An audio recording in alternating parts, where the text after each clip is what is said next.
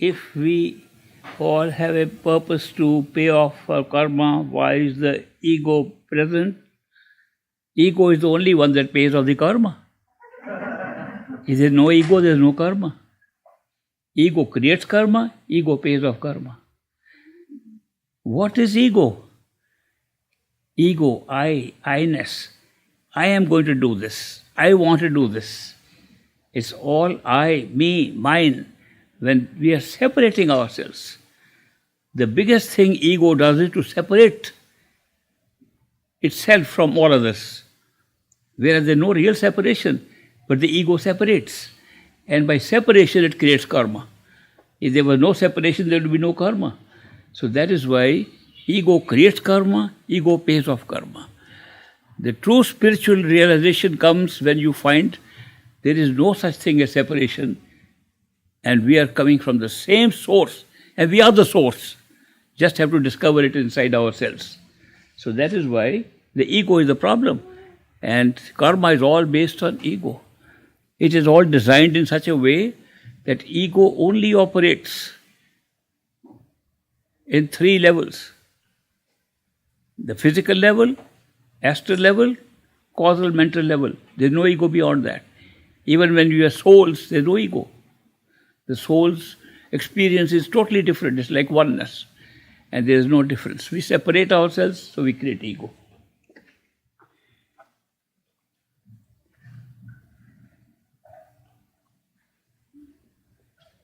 How to eliminate the past from the mind to make space for the present moment to live a full life.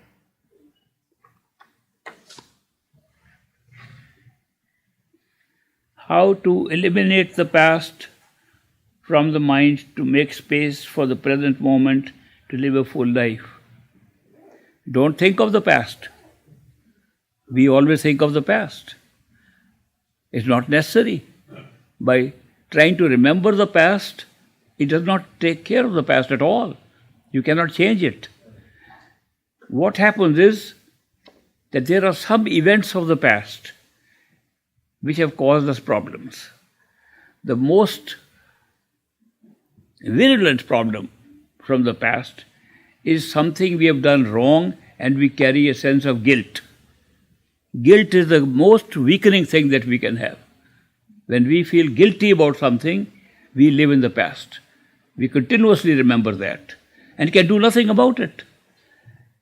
It is much better that we think of the future, and the only function of the past should be to take a lesson for the future, not remembering it. You've done it, remembered it, now move forward and only think of the future. Even if you have to fantasize, what my future can be great. I can be very loving and compassionate. I could be living a very different life. Maybe all mind thinking of the future may be just a fantasy. It's better than continuously thinking of the past. Oh, I should have done that. Why did I do that? And that is why we live in the past. Living in the past stops our progress in this physical world, stops our progress in the spiritual world. So therefore, one should replace those thoughts by new thoughts of the future, hopes. Hope is always something built out in us to go to the future. A poet said, "Hope springs eternal in the human breast. Man never is, but always to be blessed." We never have any blessings. We are always going to be blessed, and that means hope. Hope creates that blessing of the future. And that is why hoping for things to happen in the future and thinking of the future is the best thing to do. Going back to the past doesn't help us at all.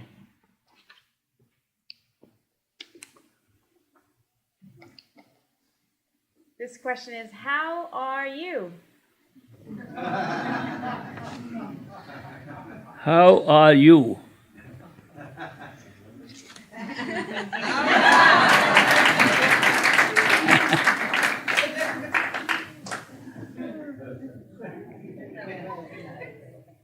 That's called an unspoken answer. This might be repetition. This next question is, how can you know about your past? By Amira, age 7. How can you know about your past? we cannot know much of the past, thank God for that. It's not a great thing to know about the past. People want to know about their past lives, and I always say, if you have a glimpse of the past life, make a very selective glimpse of the good things. If you look at the bad things we have done, again you will be afflicted by the guilt, which is a big negative thing that holds us back, both growth in this physical world and in the spiritual world. Therefore, don't think of the past. It's not necessary. It's over. Why are you trying to find the past? But there's a curiosity in us to look at the past. So if you want to be curious about it, go to nice gypsies. They will tell you how you were great queens and kings in the past. You do wonderful things, wonderful stories they will make. And if you like those stories, you can hear them. But don't try to go into your real past.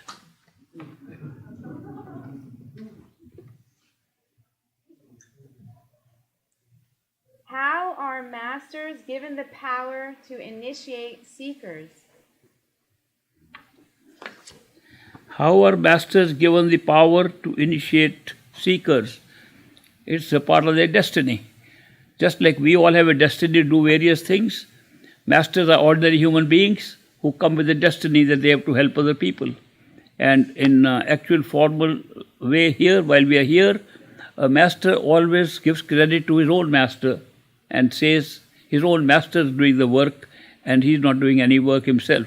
So the credit is given to the master who asks his disciple to initiate and do work.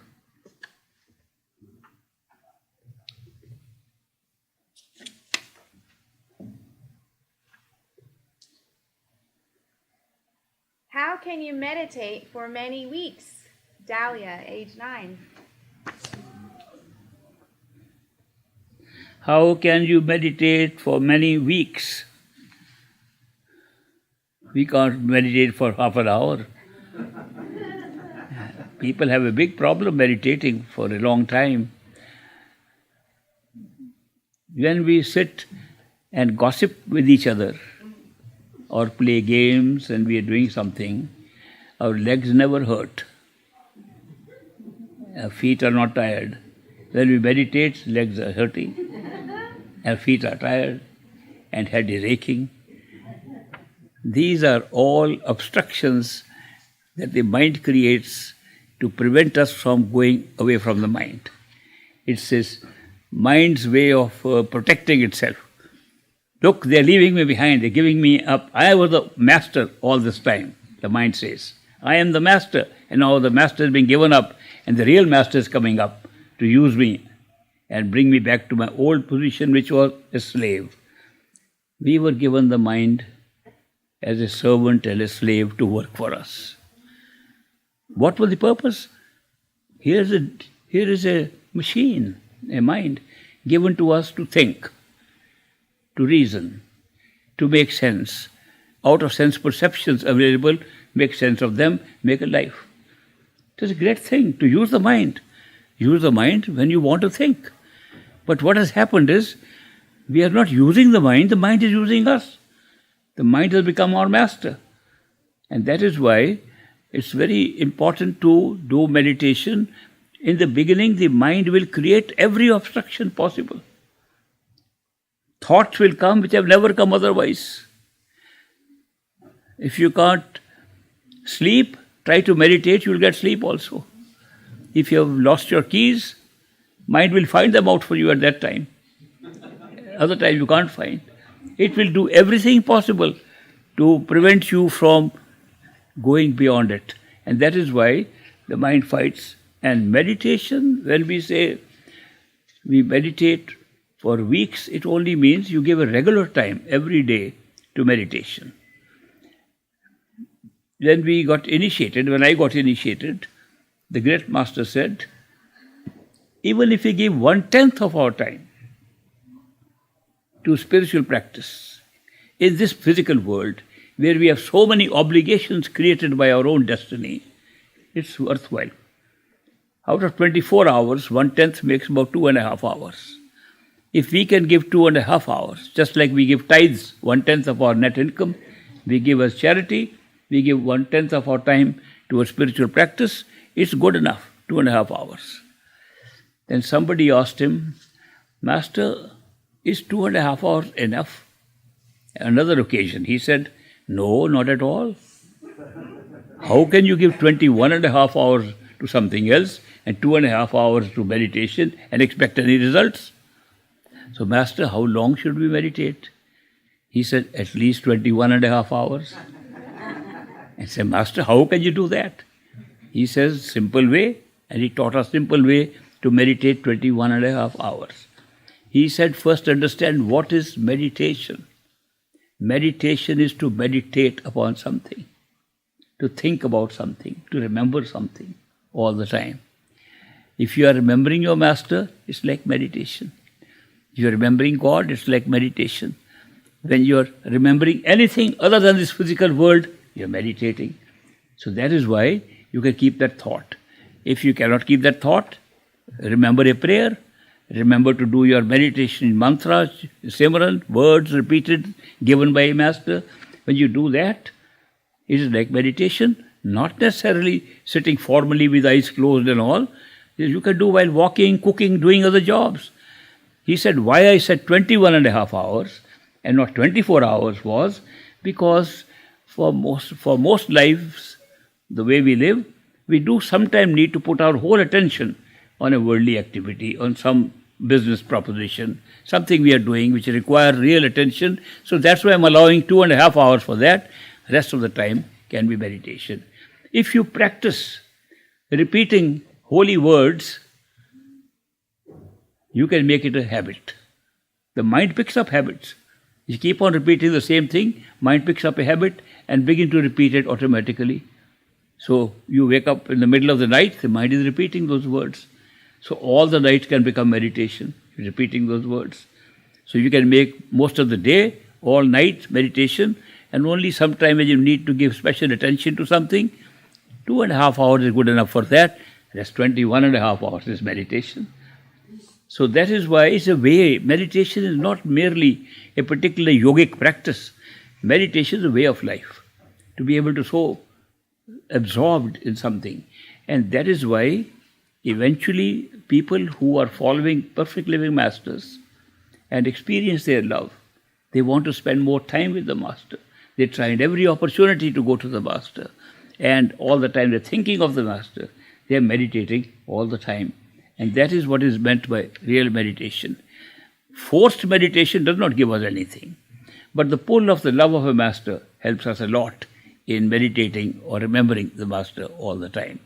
So that is why don't take meditation only in the sense of a particular spiritual practice done in a yogic fashion. Meditation to remember the Master. And that can be done not for a few weeks, for a whole lifetime it can be done.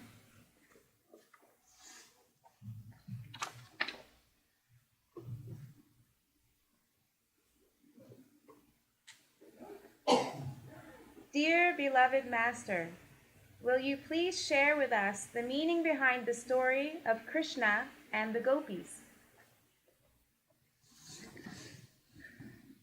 Will you please share with us this meaning of behind the story of Krishna and the gopis? Krishna is considered the avatar, and that is, avatar means that he is come from an astral plane or a causal plane, wherever plane he came from, onto this world.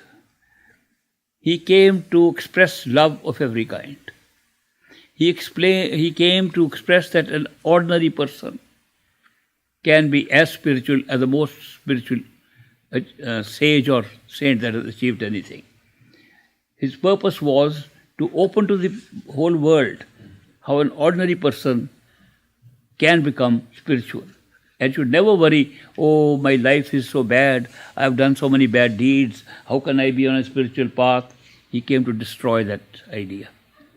And therefore, he was born like an ordinary person, and he grew up in a family in India, in Uttar Pradesh, in a small little village, where he was tending to cows of the village.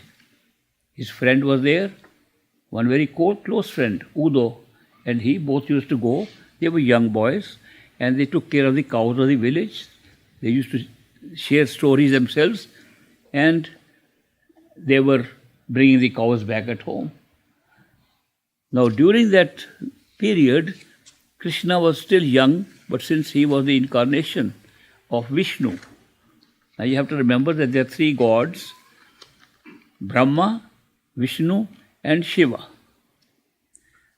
Brahma is the creator, Vishnu sustainer, Shiva the destroyer.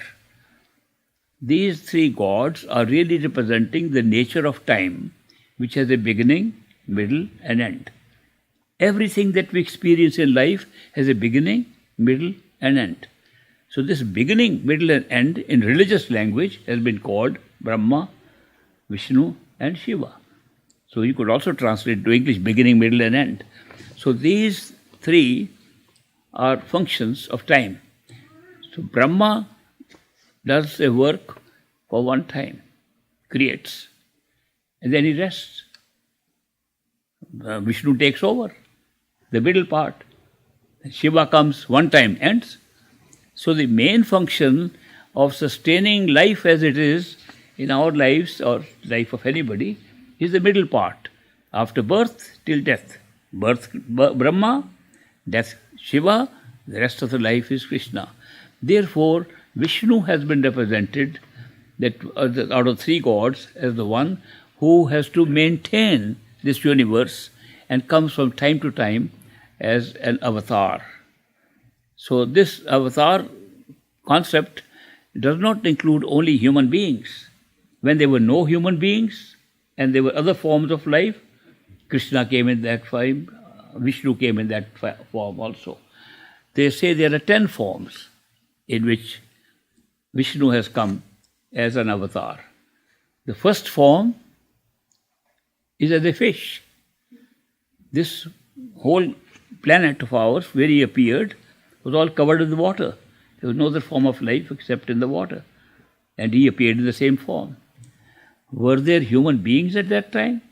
That's another big question in spiritual tradition. What is the definition of a human being?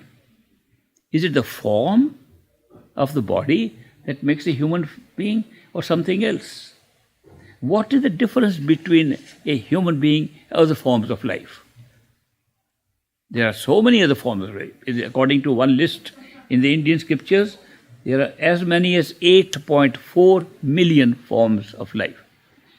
And every form of life has the same soul creating life in that form.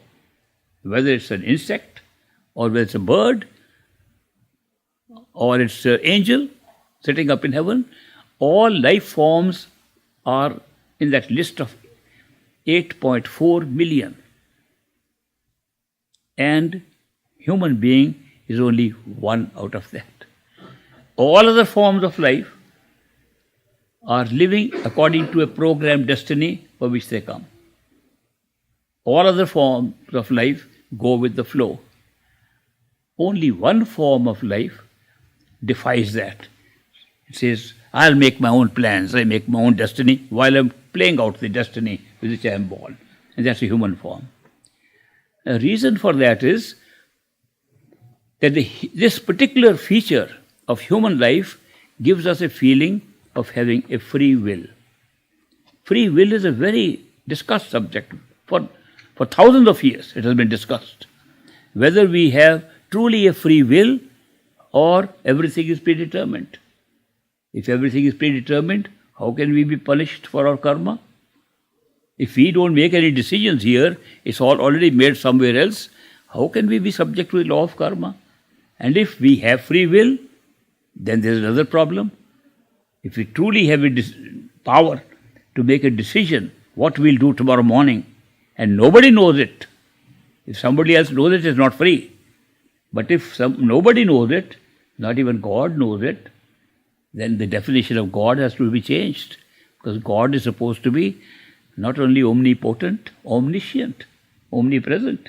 Omniscient means he knows everything. A decision we are going to make tomorrow is known to God today. So therefore, On the basis of this assumption that God knows everything, we can't have free will.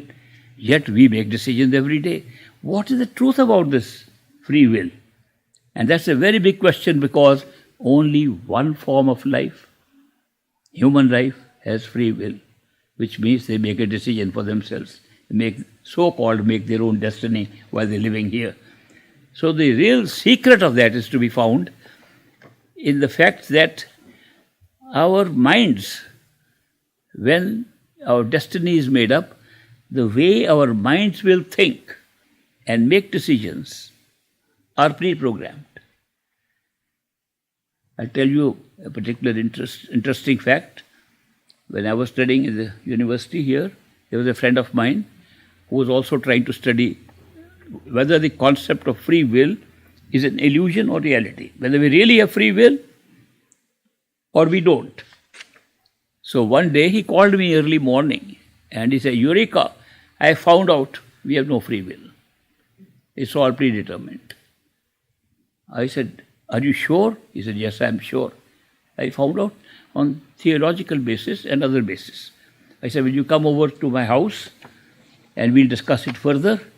So while he was coming to my house, I thought of playing a little trick on him. So I, on a tray, put up a cup of tea, a cup of coffee, and an empty cup. When he arrived, I said, "You have no free will. Tell me, would you like to have coffee, tea, or nothing? I got all three ready. And don't use free will, you don't have any." And he was stumped. He said, "All my discovery has been destroyed by 3 cups. I had just found out that it is inconsistent for a human being to have free will if there's an omniscient God. And we believe in that omniscience of God, of a creative power. And that is why the two things don't match, so I say we know free will. I have just demonstrated to you that you have free will. Not only you have free will, I am binding you down to free will. If you say, "I don't want to take anything," free will. "I'll take this," free will. Whatever you will speak now is use of your free will. How can you escape it? You are exercising your free will, and I tell you, we exercise our free will several times during a day. Small decisions we make, do this or not do this. We are using it all the time. A genuine experience of free will, of free selection, of our choices. Our life is full of choices, and we have to make a choice. Sometimes we have to make such difficult choices, we don't know which way to go, and still we have to make it. How can you deny free will? So he said, "You destroyed all my great knowledge." I said, "Don't worry, I'll now speak in favor of your knowledge. I'll tell you how free will works. And I'll tell you on a scientific basis, not on the basis of what the scripture says, pure scientific, psychology, the human psychology. I will explain from that point of view." And I said, when you choose something, what makes you choose? What happens in your head when you're making a choice? For example, I gave you tea and coffee to choose. And you, after a little while, said, "I'll take coffee." And you are drinking coffee now. What made you choose coffee? What went into your head to exercise that power of free will that led you take coffee? If you analyze carefully, only 2 factors. One, hereditary. Your father liked coffee, grandfather liked coffee, great-grandfather liked coffee. It's in your genes. Genetic tendencies could create your feeling you like coffee. You don't know the whole history. Your genes are carrying that and liking for coffee. Genetic, which means inherited. Second, acquired. You might have been living with people who drank coffee. You got knowing about the taste of coffee. You got a taste acquired by company of people. At the moment when I asked this question, these 2 factors, the only 2 factors that made you decide coffee, were fixed already. You couldn't change them. You just didn't know how the mind is functioning, and therefore you thought that you were deciding it now. The fact is that the factors that make us make choices are not only pre-programmed, we have lived through them. And that is why it looks like free will, it's not free will. Then, of course, if it is not free will, looks like free will, it's an illusion, What about the law of karma operating then? Well, let me tell you, the law of karma is as much illusion as the illusion of free will. There is no difference between the two. So long as we feel we have free will, karma operates. When we rise above it, there is no karma at all. The whole show becomes a predetermined movie we are watching. So it's only our level of experience here that gives us both the feeling of free will and the feeling that we can decide our future and yet have to pay our karma. Both linked together, both same level of illusion.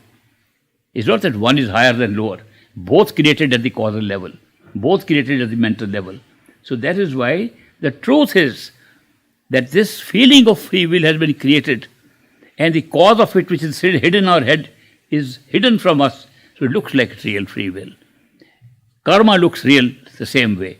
Like we are suffering karma, we are creating karma. Not at all, it's pre-programmed. Karma is pre-programmed like free will. Having understood that much, then the question is that what is the benefit of this? That only a human being has it and nobody else has this. No other species of form of life is ever bothered about it. Only we are bothered about making decisions. Their decisions are made by the environment, by their genetic tendencies, by the programming of their instincts. They all act like that. What is the special benefit to a human being? Benefit is this illusion and practical, real free will is the only thing required to give us a feeling we are seekers of the truth. You would not become seekers if this feeling was not there. So it's a gift. It's a gift of ignorance. Supposing we knew what is going to happen in the next 5 minutes, we lose our free will right here. Supposing we knew what's happening next week, our free will go. Sometimes there are people who come and can tell us what's going to happen next week. There was a lady in DeKalb. I met her at a Spiritual Frontiers Fellowship meeting, and she was able to hold somebody's hand and tell what will happen next week. A born gift she had. So she decided to come and see me in Chicago. So she lived about 40 miles away. So I said, I had just come from India, was working in a poor, small little company, trying to make both ends meet. And I said, you can meet me. I'll tell my boss to let you meet me in his office, small little office I have in a small section of Chicago. 1 week before she came, she had that vision, which she used to have from time to time. She had a vision. She's come to see me in a hotel, 5-star hotel, not in the office. And a huge stretch limousine, a black stretch limousine has come, and I've come out of that to see her. She said, that's not possible. I recorded. She had a journal in which she recorded all the dreams and visions that she used to get. So she recorded that. And after 1 week, she came. As it happened, during that week, our business made good money, and the company decided to buy a large stretch limousine. And they bought the kind of limousine which she saw in the vision, and we changed the location of the meeting at the last moment to a 5-star hotel in Chicago. And she was surprised when she got information to meet at a different place. When she was waiting there, the limousine came, I stepped out of it, and she opened the journal. I wrote this 1 week ago. So she could see exactly what's going to happen a week ago, in that detail. So it can't happen unless it's already happened. Now, if you were to meditate deeply enough to go merely up to the causal plane of the mind, you will discover the creation of time and space there. And you will discover something very interesting. What you will discover, which scientists are today discovering in science, you will discover that time is a flat line of events. Nothing is moving. Time never moves. Time is merely a line on which events have been placed, and you are moving on those events, going from one event to another. Looks like time is moving through us. Actually, we are moving, our attention is moving through those events pre-programmed and made part of our mind. And that is why it looks like we are now waiting for tomorrow. Tomorrow is already there. The day after is already there. 1,000 years ahead are already there. But it looks like it's a future, and we can actually go into that future. That is what our concept of time is, that we are waiting for tomorrow to come. It's already there. We have to move there, which we are moving through our consciousness inside. A very interesting thing, and I want to tell you a little bit more for some of you who are very keen to understand the nature of time. Time is not what we think it is. We have divided time for our convenience into three parts: past, present, and future. We live in the present. We don't live in the past, it's a memory. We don't live in the future, still to come. Where do we live? We live in the present. The present is called now. N-O-W. Why am I repeating the word now? Because books have been written telling us live in the now. And I don't know a single person in the world who doesn't live in the now. We are all living only in the now, the present. And think deeply, now has no time at all. Not even a nanosecond. The moment I say nanoseconds past. Before that it was future. Now has no time. Can you believe that we are not living in any time at all? Because we're only living in the now, and now has no time. And how are we feeling there is time? How can we feel we are living in time when the only time to live in is now, which has no time?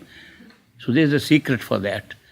The secret is that we are experiencing recent past, which we call now. The few seconds, few minutes that have just passed, is I'm talking to you now. It just these words came, and that was past. A little past we are calling present. Little past we are calling now. Okay, if now and present is past, what about future? Is there a future also? Let's examine that too. Supposing we stop hoping, fearing, anticipating, mental activities. We hope for something, we are afraid of something, we anticipate something. Supposing these three words disappear from our dictionary and our life, no future. You're creating a future with these three functions of the mind. And each of these three functions takes time, and therefore they are in the past. Can you imagine what we have been calling past, present, and future is all past? And just very carefully examine this. It's a very strange way to look at life, but it's true that we are calling a past as present and future. If it is past, nobody can experience the past. It's already gone. Then what are we experiencing? Past has gone, now has no time, future is just being created by the past. How are we experiencing it? There's only one way to experience the past, and that is called memory, recall. This is a recall. We are actually recalling because through memory, and this looks like real life. Why I'm telling you all this is, if you were to go to deep meditation and go into the causal plane, you will see how destinies are merely capsules of memories. I sometimes call them DVDs, that you're picking up a DVD and it's play out here in this physical time and looks like past, present, future all exist. And we are just playing out a memory, but playing out with that kind of a sensory perception where the persistence of the event keeps it moving like it's real. Like movies. If you see a movie, actor is acting on the screen, but the cause of that acting is merely still pictures, moving at a certain rate, quickly. The persistence of vision, if you move less than 16 seconds a frame, you will never see a person moving. There will be flashes of still pictures. You move it faster, the eyes can then be confused. An optical illusion can be created with actual movement taking place. This, the mind's ability of persistence of vision is a million times more. Therefore, it looks like a smooth moving movement of life. It's a very big discovery, how life is being arranged, how it's being created here. But that you can actually find if you go to the causal plane and discover how destinies are made. Now, if you pick up a destiny there and come here, and that destiny contains your karma, destiny contains your ups and downs of life, you can't say, who put this karma on me? You brought it with you. So you're still responsible, you still made your own choices, but at a different level. You don't make choices here, you make choices there. It's a very interesting experience, but it is not easy to verify it except by going within to that level of the mind and by rising above the level of the physical self and the astral self, the sensory self. Then only you can see these things. But very interesting to understand the nature of time. Now Krishna and gopis, that's where we started. Krishna, I diverted so much, went away. I folded the question, Krishna came as avatar of Vishnu, the central part of time, to sustain us. He was ordinary person and did lot of mischievous things. If he were born today, he would be in jail. I can tell you. He told more lies than anybody did. Starting from his childhood.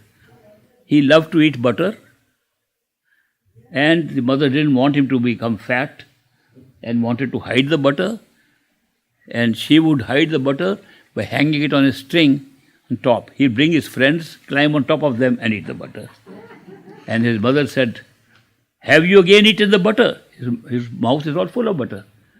He says, no mom, I never ate butter.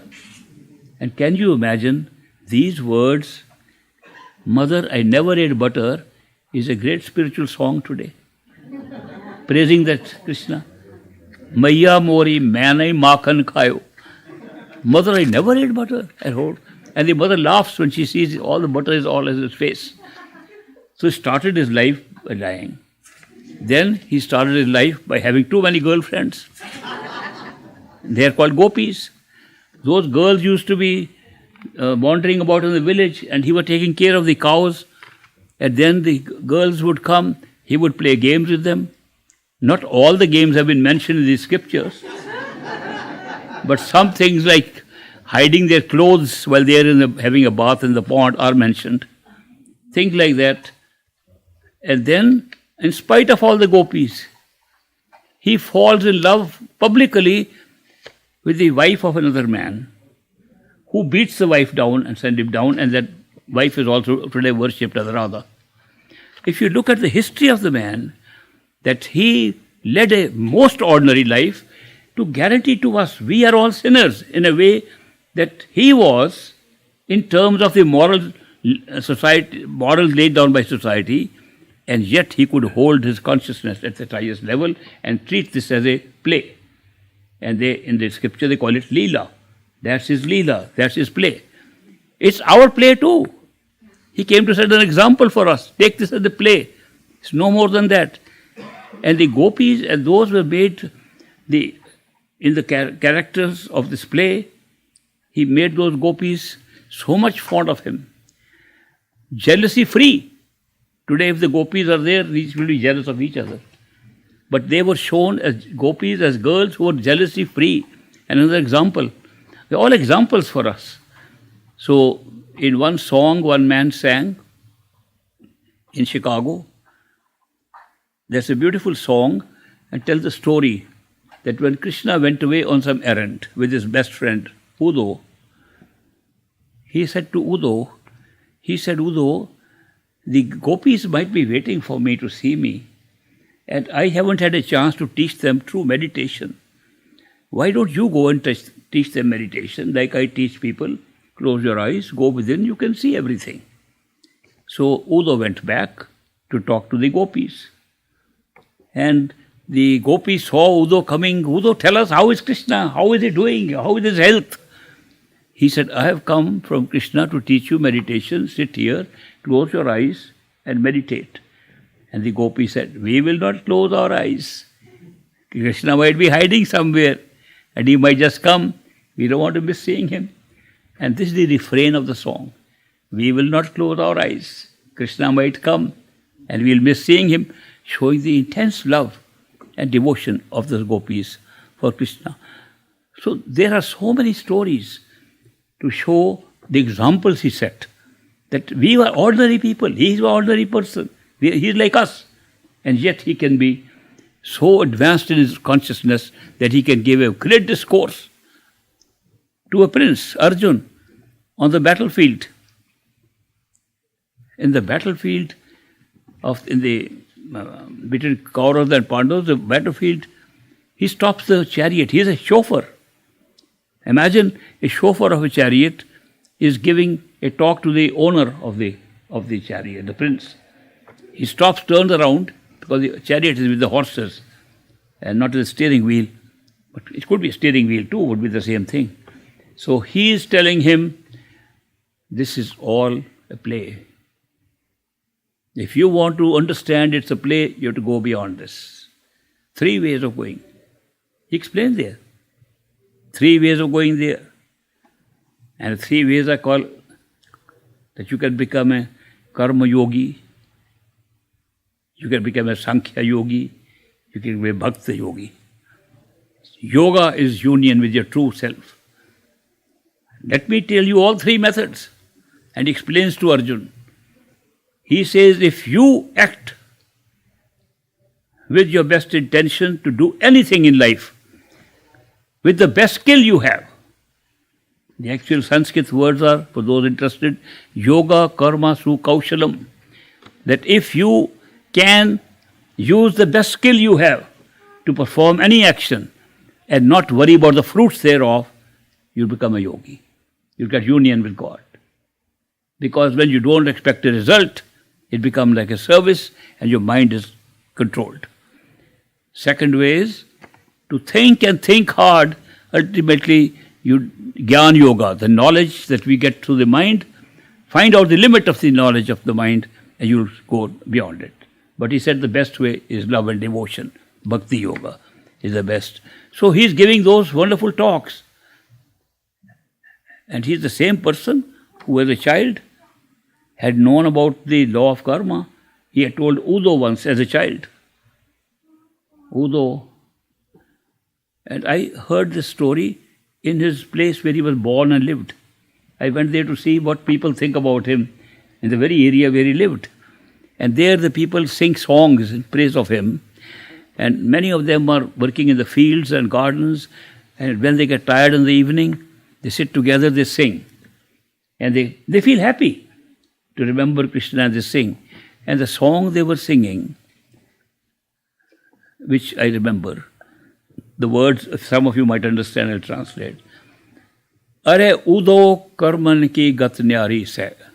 He says the nature of karma is very strange. That's the refrain of the song.